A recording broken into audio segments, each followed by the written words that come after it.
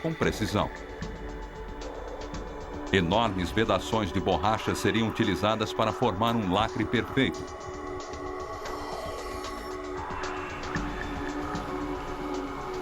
Túneis imersos são assentados numa área escavada para ter um melhor posicionamento no fundo do mar.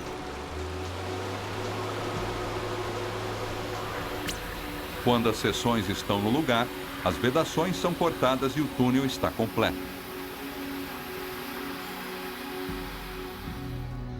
Este processo vem sendo aperfeiçoado para a construção de túneis submersos em rios, baías e outras pequenas formações aquáticas. Mas será que ele pode ser adaptado para um túnel transatlântico? É pouco provável. O Atlântico é muito profundo. Seções comuns de túneis seriam esmagadas até virar pó com esse tipo de pressão, que é como um 747 apoiado em meio metro quadrado do túnel, em cada meio metro quadrado de sua extensão. Existe, entretanto, outro tipo de túnel que não se encontra no fundo do oceano. É uma ideia que é tão nova que nunca foi realmente testada. Mas alguns engenheiros acham que este modelo radical pode fornecer o avanço tecnológico necessário para construir o túnel transatlântico.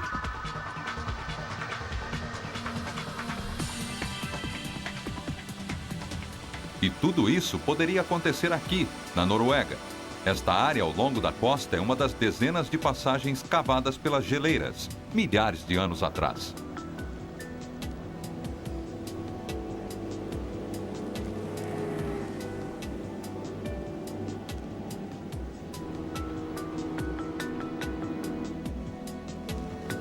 É uma área da Noruega caracterizada por incrível beleza natural, que vem atraindo cada vez mais turistas, provocando constantes problemas de congestionamento. As filas para as balsas podem levar horas. A única alternativa é ter o próprio barco ou realizar uma longa viagem de carro contornando a montanha. Não existem soluções fáceis para o problema. Os fiordes são profundos para túneis imersos comuns. E algumas pessoas acreditam que a construção de pontes compromete o meio ambiente de forma inaceitável. Parecia ser uma solução impossível até 1987, quando um grupo de engenheiros estava pronto para testar uma nova teoria. Um túnel que flutua, submerso a cerca de 25 metros abaixo da superfície do fiord.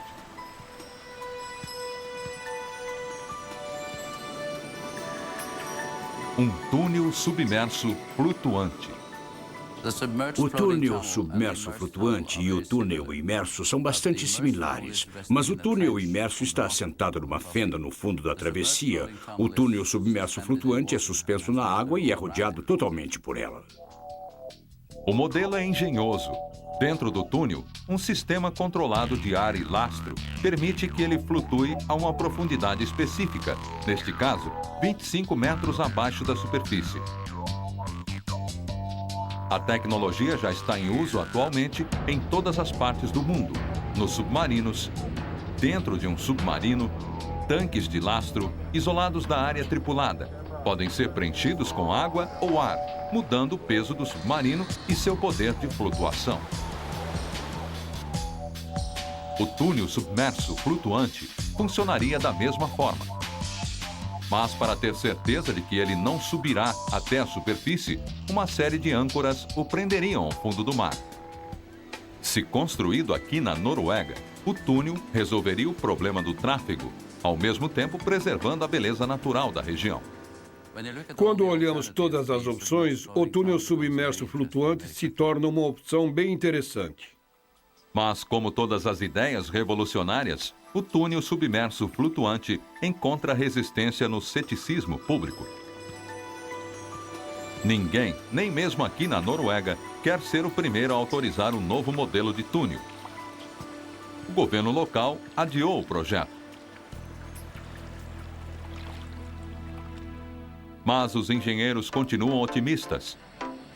Eles estão convencidos de que a tecnologia funcionará. E quanto ao Atlântico? Será que um túnel poderia realmente flutuar por quase 5.000 quilômetros entre Nova York e o Reino Unido? Walter Grants trabalhou com modelos de túneis flutuantes e até mesmo ele está descrente. Seria uma estrutura impressionante se fosse vista debaixo d'água, atravessando toda a distância entre Londres e Nova York. O problema crítico é como mantê-lo no lugar. O que poderia evitar que um túnel flutuante tão longo vagasse descontrolado pelo oceano? Em alguns lugares, pode ser possível construir um cais gigante, como uma ponte submersa. Mas não no Atlântico. Seriam necessárias milhares e milhares de torres, várias delas com alguns quilômetros de altura, centenas de vezes mais altas do que pontes e cais de qualquer lugar. Estas torres seriam um projeto de construção maior do que o túnel. Outra opção seria sustentar o túnel por cima. Enormes plataformas flutuantes podem manter o túnel no lugar, a partir da superfície. Mas não aqui, onde as plataformas flutuantes seriam vítimas das violentas condições climáticas do Atlântico. Pior ainda, o Atlântico é atravessado pela poderosa corrente do Golfo, uma corrente submarina que transporta 100 vezes mais água por dia do que os rios Nilo, Amazonas, Mississippi e Yangtze juntos.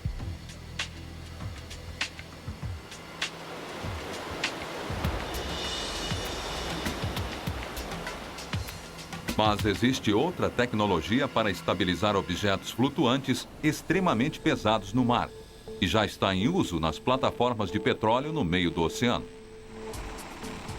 A 160 quilômetros da costa da Noruega, no Mar do Norte, a plataforma de petróleo Heidrun está sujeita a fortes correntes submarinas, e mesmo assim, ela está no lugar por quase uma década. No início da década de 1990, a plataforma foi construída num estaleiro e flutuou todo o seu caminho pelo mar. As antigas plataformas de petróleo de concreto podiam se apoiar no fundo do mar, em águas relativamente rasas. Mas nas águas mais profundas do Mar do Norte, os engenheiros foram obrigados a criar algo mais radical. O novo projeto precisava de tubos de aço para ligar a plataforma de petróleo ao fundo do mar, a centenas de metros de profundidade. No final de cada tubo, se encontra uma enorme âncora de sucção. Enquanto as âncoras eram posicionadas, a água era sugada para fora, criando uma vedação hidrostática. As âncoras são fortes o suficiente para manter no lugar uma plataforma de 330 mil toneladas. E a plataforma ainda pode ser facilmente movida para um novo local, simplesmente através da liberação da pressão nas âncoras. O sistema de comporta como um pêndulo de cabeça para baixo.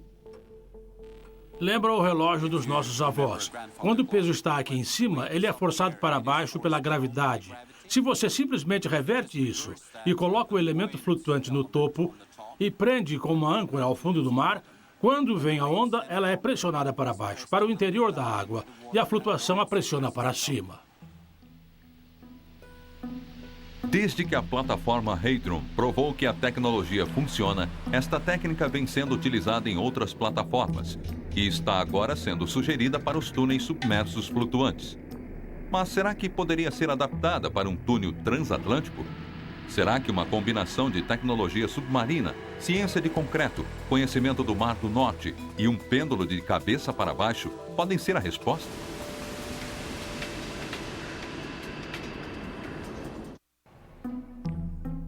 Se viajar de Nova York a Paris a mais de 8.000 quilômetros por hora através de um túnel submerso no Atlântico, um dia se tornar realidade, existem grandes obstáculos científicos e tecnológicos a serem superados.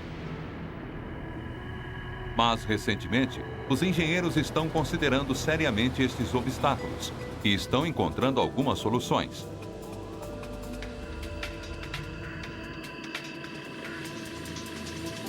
Eles acreditam que a profundidade ideal para um túnel submerso flutuante seria de cerca de 100 metros. É fundo o suficiente para evitar o tráfego de navios e raso o suficiente para diminuir os problemas de pressão. Cabos de aço presos ao fundo do oceano manteriam um túnel no lugar. Os cabos numa ponte suspensa mantêm o leito da estrada do lado de cima. Os cabos no túnel o segurariam embaixo. Eles fornecem a força combinada com uma quantidade precisa de flexibilidade. O túnel precisaria oscilar só um pouco para absorver a energia das correntes submarinas, a inevitável colisão com um grande animal marinho ou talvez até algo pior. Então, qual é o mais provável desenho para um túnel transatlântico? Os engenheiros acreditam que ele seria construído com 54 mil seções individuais pré-fabricadas. Cada seção teria uma camada exterior de aço inoxidável. Diretamente abaixo do aço estaria uma camada de espuma flutuante. Abaixo da espuma, outra superfície de aço. E dentro dela, o interior de concreto do túnel. O interior abrigaria uma pista na direção leste e uma na direção oeste, bem como uma pista auxiliar localizada no centro para emergências. Acima e abaixo das pistas, tubos de serviço forneceriam energia, comunicação e acesso para reparos. E como o Atlântico é sismicamente ativo, o túnel inteiro, junto com seus 100 mil cabos de fixação, seriam monitorados continuamente por um enorme sistema de geoposicionamento. Qualquer mudança no solo do oceano acionaria um sistema automatizado de reajuste dos cabos.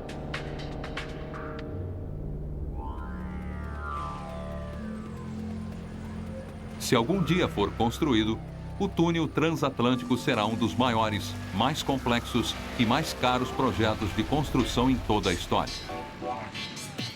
Seriam necessárias milhares de pessoas trabalhando por décadas.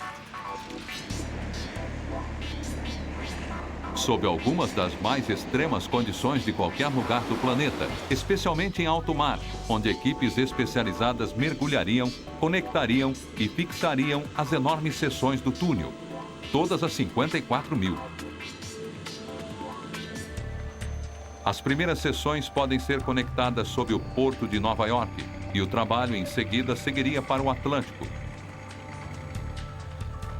Os operários viveriam a bordo de plataformas flutuantes que se deslocariam pelo oceano. Mergulhadores ajudariam a manobrar as seções durante as operações de posicionamento. Mas a conexão dos cabos ao fundo do mar seria realizada por submersíveis, pois nenhum mergulhador poderia sobreviver à pressão nestas profundidades extremas. Os engenheiros estimam que o túnel mobilizaria a produção conjunta de todas as usinas siderúrgicas do mundo, trabalhando 24 horas por dia durante mais de um ano. O que, é claro, cria mais um problema. O custo do túnel transatlântico seria de trilhões, talvez dezenas de trilhões de dólares. Na verdade, o custo do túnel superaria o produto interno bruto de um grande número de países.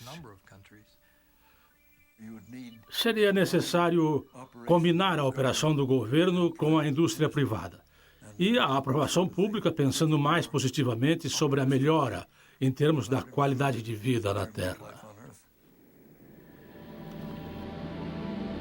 Então, seria válido o esforço?